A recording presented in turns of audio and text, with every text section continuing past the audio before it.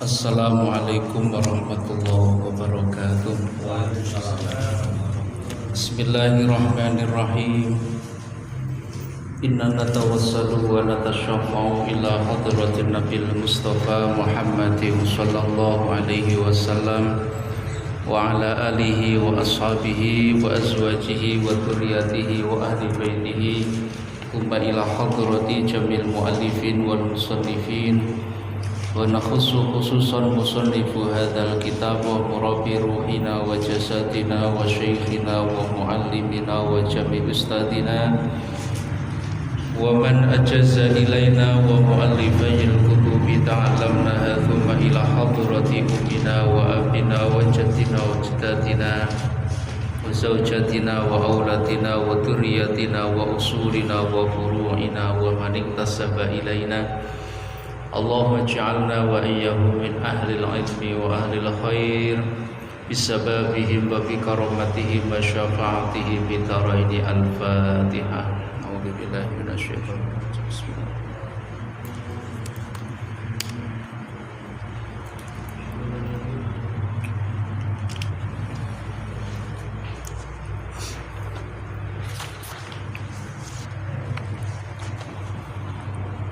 Bismillahirrahmanirrahim. Alhamdulillahi rabbil alamin.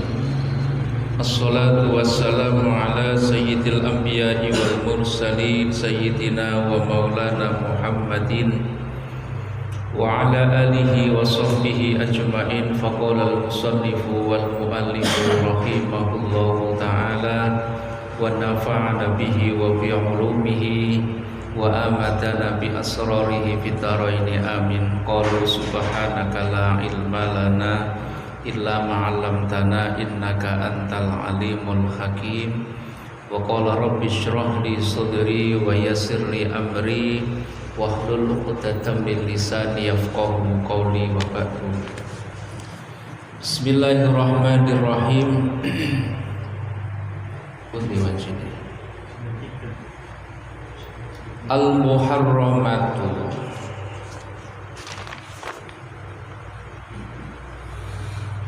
nerangake perempuan yang haram dinikahi.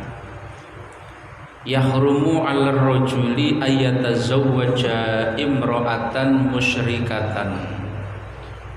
Tegese ladinalaha, haram bagi seorang laki-laki menikahi perempuan musyrikah. Dalam arti ladinalaha, perempuan yang tidak memiliki agama.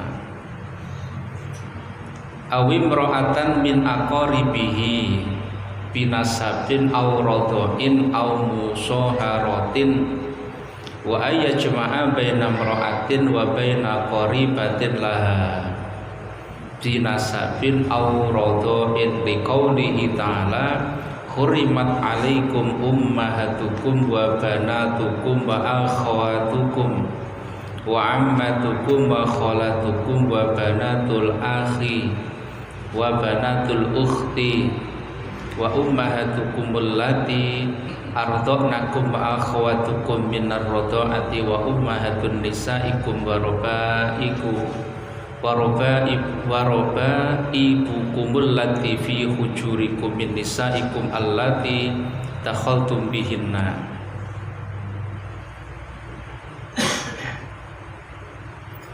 Fa illam takunu dakhaltum bihinna fala junaha 'alaikum wa halaila abnaikum allati min aslabikum wa atajma'u bainal ukhtaini ila ma qad salafa qouli sallallahu alaihi wasallam yahrumu birradai ma yahrumu bin nasab qouli sallallahu alaihi wasallam mal'unun man jama'a ma'uhu fi rahmin ukhtaini wa qouli sallallahu alaihi wasallam la yujma'u bainal mar'ati wa ammatiha wa la bainal mar'ati wa kholatiha.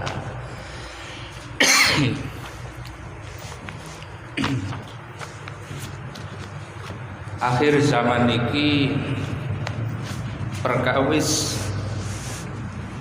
termasuk hukum larangan bagi seorang laki-laki terhadap perempuan yang haram dinikahi niku kathah ingkang boten paham.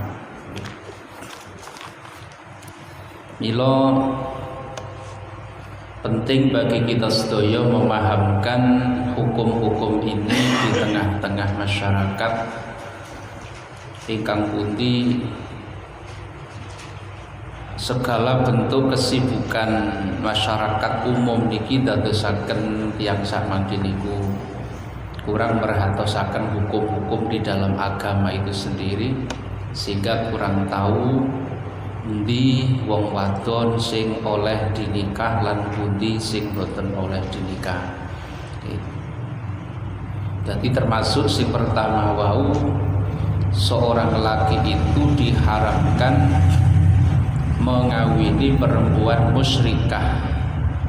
Yang dimaksud musyrikah tegriki yakni yang menyekutukan Allah dengan sesuatu yang selain Allah. Atau lebih spesifiknya perempuan yang tidak mempunyai agama.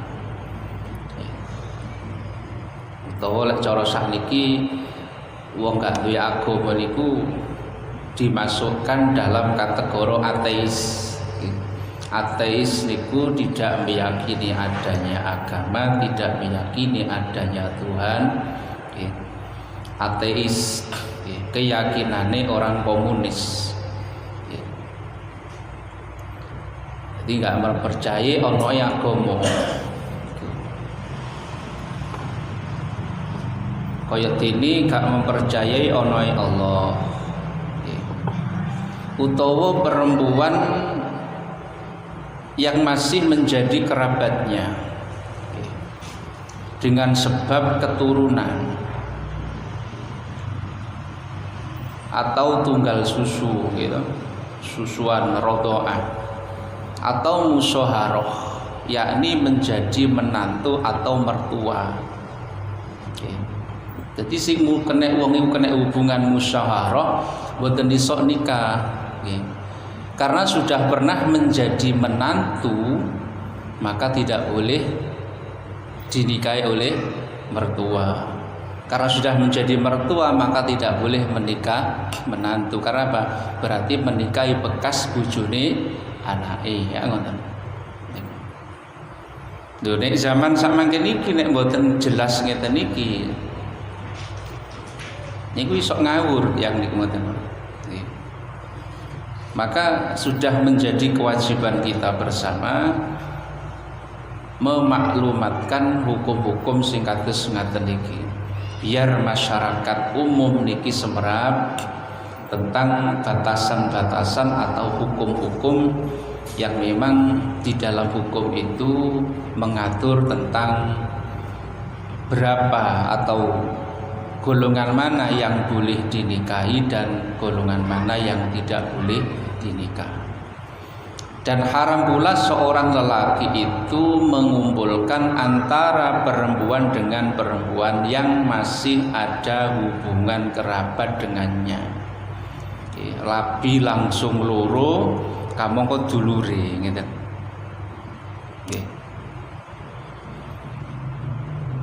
Dengan sebab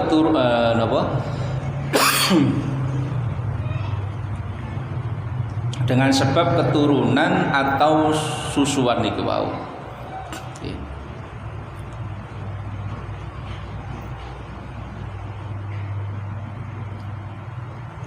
Dan niki kabeh niku berdasarkan dawuhipun Gusti Allah ingkang atosipun diharamkan atasmu semua hal kaum lelaki,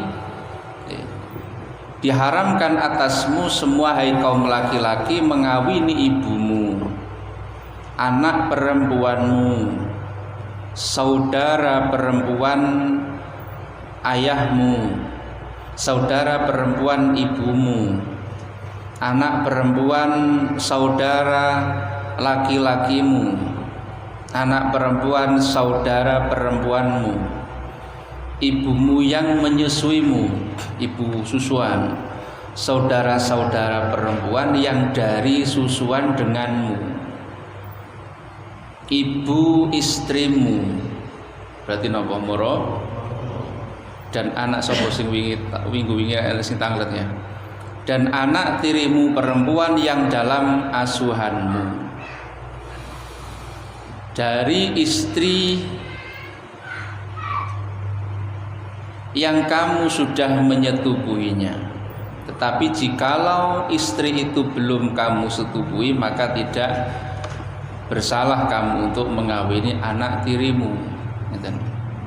Jadi anak tiri niku bagi bapak sing dereng dukhul nanggone ibune, tak banding-bandingno kok ayu anake wis gak sida wis ngerabi anake lah, tapi urung diapa-apakno misale ngoten niku boleh. Tapi kalau sudah didukhul bojone iku wis gak oleh gitu.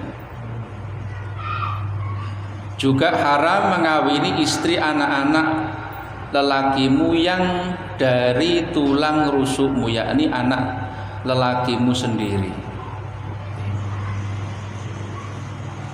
Dan haram pula jikalau kamu mengumpulkan antara dua orang saudara perempuan kecuali apa-apa yang telah lampau. Nah, kabeh niku ya selaras berdasarkan dawuhipun Gusti Kanjeng Nabi, artosipun terlaknatlah orang lelaki yang mengumpulkan air maninya dalam rahimnya dua perempuan yang masih saudara. Adik kakak dirabi bareng gitu, gak oleh. Juga sabda Nabi yang artinya haramlah perkawinan dari sebab susuan itu sebagaimana apa-apa yang dari sebab nasab atau keturunan. Begitu pula sabda Nabi tidak bolehlah dikumpulkan antara seorang perempuan dengan bibinya dari ayah dan bibinya dari ibu. Iki butuh napa nggih penjelasan ingkang konkret. Penjelasan ingkang konkret niku dalam arti kalimat-kalimat yang dipergunakan di dalam bahasa kitab atau bahasa Quran itu terkadangan kalau tidak dijabarkan secara detail niku pemahamannya salah. Contohnya misalnya nek wong Indonesia itu ngomong nih mbah ngoten mawon. Tapi dalam bahasa Arab mbah niku ono loro. Jadi abul abi bapake bapak atau abul umi bapake ibu. Nah sing endi ngeten. Jadi maka kalau sing damel sembah niku abul ab, jadi bapake bapak. Sedangkan Indonesia pokok mbah ngono ae. Nah, kamu kok ono prosedur alur sing kadang-kadang yang dilarang itu hanya abul ab, misalnya ngomong no abul ab, bapake bapak berarti mbah teko bapak, ndak bisa dipukul rata syukur mbah ngoten mawon. Ini kesalahan fatal jikalau hanya kita membahasakan mbah tanpa membahasakan kalimat asli Arab, teks Arabnya ngoten. Jadi fikih tentang nasab niku rumit, nggih. Fikih tentang nasab niku rumit sehingga kita semua itu harus benar-benar memahami agar nanti di kemudian hari jikalau ternyata ada hal-hal sing membutuhkan hukum-hukum niki paling boten kula jenengan niku boten bingung di dalam memutuskan. Jadi endi-endi arek sing ndak iso nikah gitu. Endi-endi arek sing saged dipun nikah, arek wedok antara lanang wedok sing boleh dinikahkan itu yang punya hubungan seperti apa. Nah, maka kalau bagi yang paham niku enak. Bagi yang paham itu artinya enak, endi wong wedok nek ditemok batal iku oleh dipun nikah. Niku bagi wong sing fikih kok sing paham. Endi wong wedok sing ditemok gak batal iku gak oleh dinikah ngoten tok. Nah, tapi bagi orang sing masih awam, sapa sing gak batali? Lan sapa sing batali? Lah boleh ya sik butuh nerangno malih ngoten. Tapi bagi lingkungan yang paham, aku ambek iko gak batal, berarti aku kalih nikah ngoten tok. Niku kalangan-kalangan kiai, kalangan-kalangan pesantren biasanya paham. Aku ambek iko gak batal. Oh, aku berarti gak oleh nikah ambek iko, aku ambek iko batal. Aku berarti oleh nikah ambek iko ngoten. Jadi dengan sendirinya orang itu akan memahami. Tapi wong awam niku jo meneh ngoten. Wong saiki wis rabi bertahun-tahun ora paham, ternyata ndemo bojone batal kok. Nggih to mboten? Lho kula niku ana wong niku sudah anaknya 2, sudah bertahun-tahun nikah sudah lama baru ngerti. Nek ternyata ndemok bojoku batal, padahal yamane jual jawilan arep salat iku biasa. Jendul-jendulan barang ini. Yo terus yo napa Ustaz jarene? Ya wallahu a'lam. Piye sampean biyen nek napa memahami agama dari sisi mana? Nggih. Lho batal tibake ngoten. Tapi memang di dalam paham-paham tertentu, akidah-akidah tertentu niku menghukumi tidak batal ngoten. Tapi itu mengambil hadis sing dhaif. Mengambil hadis sing dhaif sing pundi? Kanjeng Nabi ketika mau sholat pernah mengecup Sayyidina Aisyah. Tapi jumhur mufasir mentafsirkan orang Arab itu dikala itu tidak ada yang tidak bercadar, sehingga meskipun Kanjeng Nabi ngecup garwane otomatis dalam posisi dipun cadari gitu loh.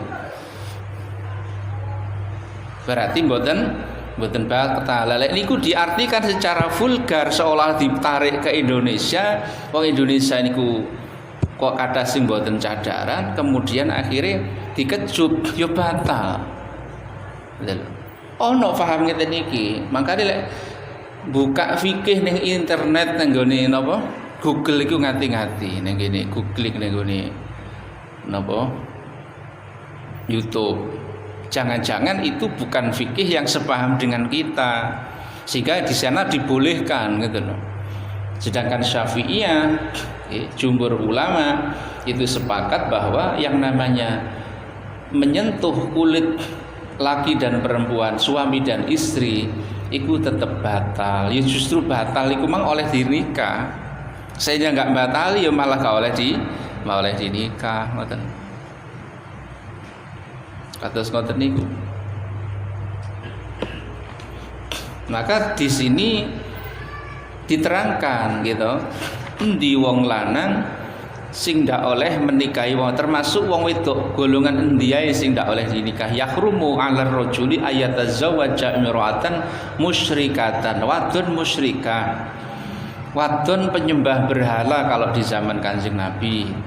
Wadon sing ateis, sing gak duwe agama. Lah sakniki niku juga repot. KTP-ne Islam tapi yo gak nindakno agama. Iku mosok yo karep diarani gak duwe agama.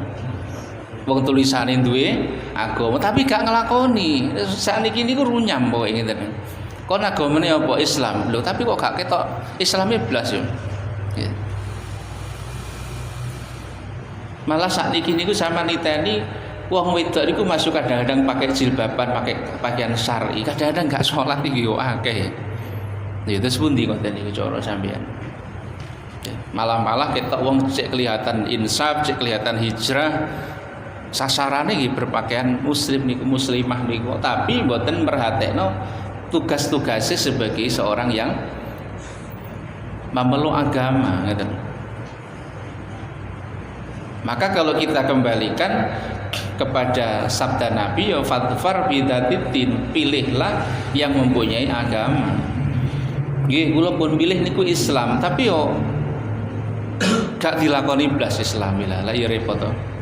Di sisi lain berstatus agama, berstatus pemeluk agama Islam misalnya, tapi gak merhatekno tugas-tugas sebagai seorang muslimnya. Padahal yang dimaksud muslim itu pemeluk agama yang mengerjakan agama, itu diarani muslim. Nek wong pemeluk agama enggak melakukan niku yo berstatus Islam ngoten mawon, ndak iso diarani muslim. Muslim kan wonge aslama yuslimu islaman wa maslaman fahuwa muslimun, nek cara dipun tasrif lak ngoten. Nah, itu isim fa'il artinya apa? Orang yang menjalankan nilai-nilai keislaman itu tadi, maka disebut muslim. Kalau tidak jalan, ya tetap Islam toh. Dia berstatus Islam tapi belum muslim. Dan sama amanah yu'minu, jadi mukmin, fahuwa mukmin. Artinya wong sing melakukan nilai-nilai keimanan itu, maka orangnya disebut mukmin, pekerjaannya disebut iman. Sama orangnya disebut muslim, pekerjaannya disebut Islam, kan? Yang mendasari dia disebut muslim karena Islam tadi, tapi Islam yang dijalankan. Misalnya kabeh dipul rata dijuluk muslim, kamu kok ono sing jalani, ono sing boten. Muslim itu sebenarnya hanya bagi orang yang menjalankan aja, berhak mendapatkan predikat seorang muslim.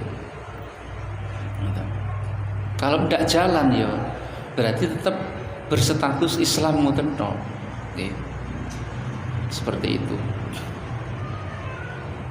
Nah ini sing repot. Kenapa yang dipilih itu mesti orang yang memiliki agama? Kula sambung malih keterangan kula sing pertama nerang bab nikah kula wingi niku bahwa keturunan seorang muslim, keturunan umat Kanjeng Nabi itu yang pertama harus jelas. Harus jelas bahwa keturunan seorang muslim ini nanti juga secara otomatis akan berstatus muslim. Bagaimana orang mencetak generasi muslim kalau nilai-nilai yang dipergunakan bukan dan tidak dengan cara-cara Islam. Mulai dinikah dengan mulai khitbah ngelamar coro Islam, nikah coro Islam, menggauli coro Islam, menata anak coro Islam. Akhirnya keluar keturunan kita wis mempunyai nilai-nilai keislaman, tengriku karek mupuk didik mawon pun dadi, ngoten lho maksudnya niku. Berbeda dengan ketika prosesi khitbah nglamare gak cara Islam, gedubrak-dabruk ae. Nikahane ya ngono, nikah di bawah tangan, ora nek sing ngerti saksine sapa sing nikahane ora jelas. Pokok wong ning prapanten celuk cak sama nikahno. Nalika bojo meteng ya gak riyadhoi. Maka ketika lahir cenger keturunan kita itu susah prosesnya, prosesnya susah. Tapi nek wis dengan nilai-nilai keislaman itu gampang. Dipupuk titik ngoten wis dadi, ngoten. Mulane wong iku kon milih sing gawe agama niku, kersane keturunan niku juga mempunyai nilai-nilai keislaman yang sudah secara otomatis tumbuh pada dirinya. Jadi ini buah jatuh tidak jauh dari pohonnya. Artinya oleh bapaknya muslim, kudune anaknya muslim. Sing celaka itu kalau bapaknya muslim, anaknya Yahudi atau Nasrani itu celaka. Kan ngoten niku. Ya itu harus diselamatkan. Caranya bagaimana? Maka ada aturan main nikah itu tadi. Lah nikah itu, pranikah itu, sebelum nikah itu ada langkah-langkah yang harus ditempuh, termasuk di dalam memilih pasangan itu sendiri itu sudah diatur sedemikian oleh yang namanya agama itu. Ben terselamatkan agama kita, ben terselamatkan keturunan kita. Jadi lek awake dhewe nggo benih ditandur ning tanduran ning ngene sawah sing subur, nggih. Sing boten gersang itu gampang artinya ngoten. Jadi eman-eman lek kita itu seorang muslim, seorang mukmin menikahi wadon sing musyrikah sing gak duwe agama.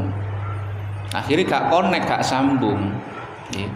Akhirnya anaknya susah diarahno nenggone agama. Karena apa? Nanti kalau sudah punya keturunan ini, orang tua itu sudah menjadi cermin otomatis.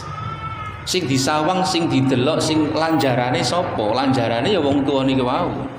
Moko kacang manut lanjaran lek ngoten niku. Kacang manut lanjarane bengkok melok bengkok, lanjarane kenceng melok jejeg jangan ngoten. Ya seperti itu. Oke. Maka sebelum spesifik ke bagian-bagian kelompok-kelompok yang diharamkan itu, maksud dan tujuan diharamkannya perempuan-perempuan tersebut itu kenapa? Alasannya ya karena itu tadi.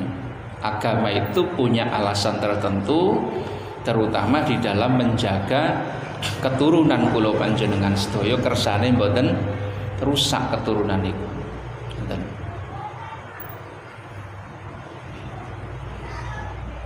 Enek ndok pitik ngendok pitu terus diangkremi kemlekeren kabeh dadi ndok wukan kabeh.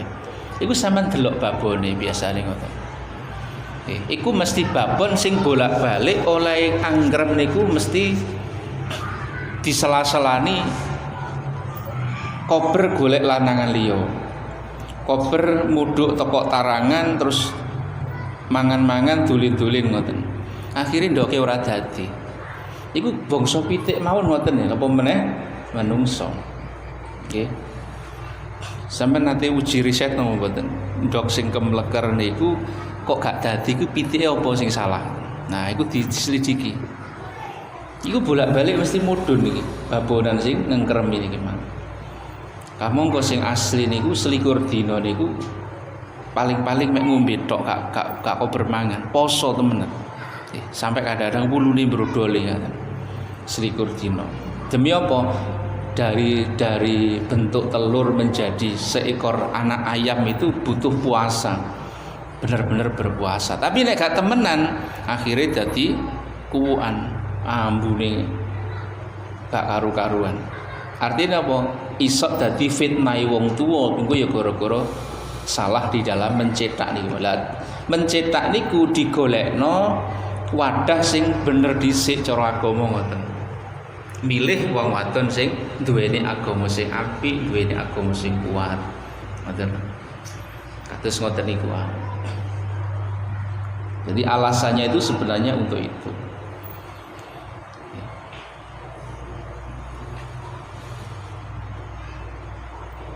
Nah, perempuan termasuk perempuan sing kerabat. Kerabat dari sebab keturunan. Dan niki kula panjenengan sedaya nggih kudu memahami, nggih.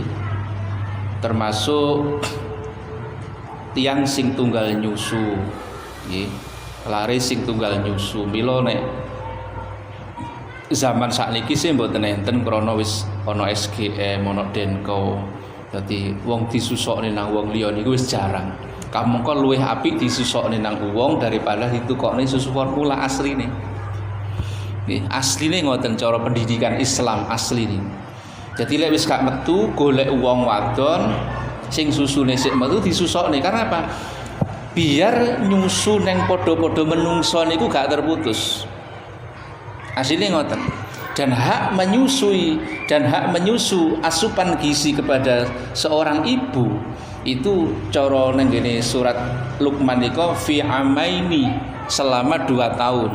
2 tahun baru disapih lek ngoten to. 2 tahun baru wong niku nyapih anake. Meskipun saat ini kadang-kadang selapan harus disapih mergo ibu salah kerja maneh ngeten. Wedi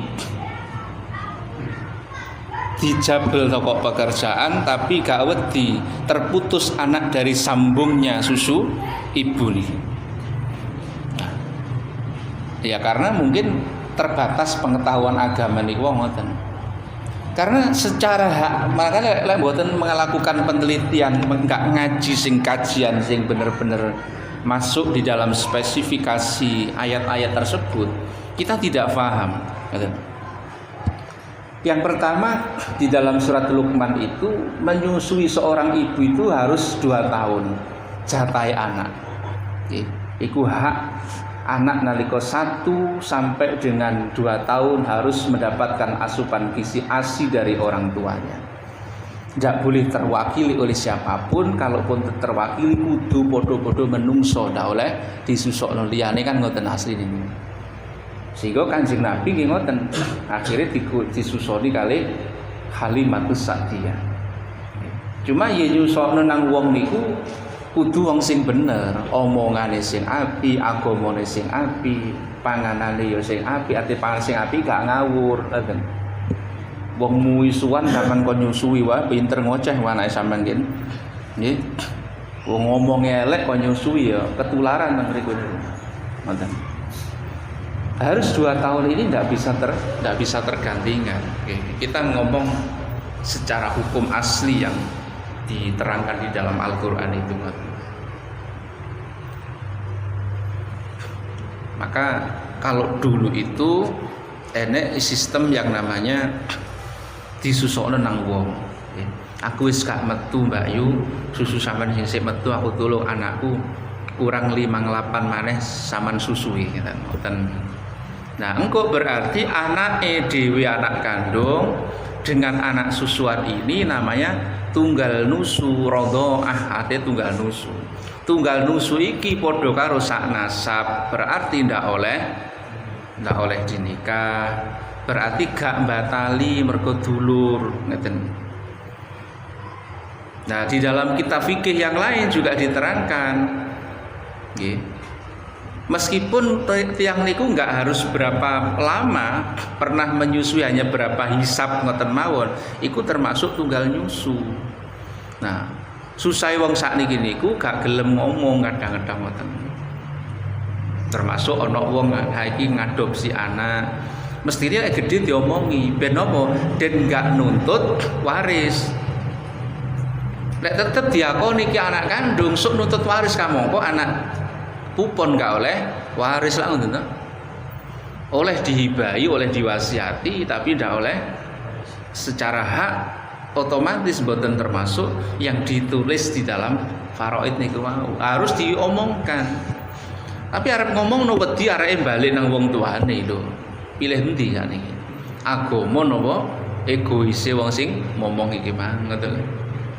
Kamu kok kudu diomongno nak aku mbiyen mungut sampeyan, ibu sampean asine iko. Aku ngomong ini dalam arti ono hak-hak dalam agama itu yang antara orang tua dan anak kandung asli itu ono sing secara langsung ketika wong tua iku ka ono mendapatkan bagian waris. Tapi kalau amaan sampai anak pupon moko ndak iso. Ngoten. Nek secara perdata, secara negara mungkin sekarang dikuatkan dengan akte, tapi secara agama yang dimaksud keturunan adalah darah yang di dalam anak tersebut maksud. Tapi dia kan tetap secara kan bukan darahnya, jadi tetap nggak iso mendapatkan itu, gitu. Tapi secara nasional, secara negara mungkin bisa, karena sekarang bisa dibuatkan akte, bisa dibuatkan keterangan-keterangan yang menguatkan, misalnya ketika orang itu memungut anak dan sebagainya. Itu berbeda prinsip antara agama dengan hukum-hukum negara perdata niku wau. Ngoten. Iki perlu kula panjenengan paham.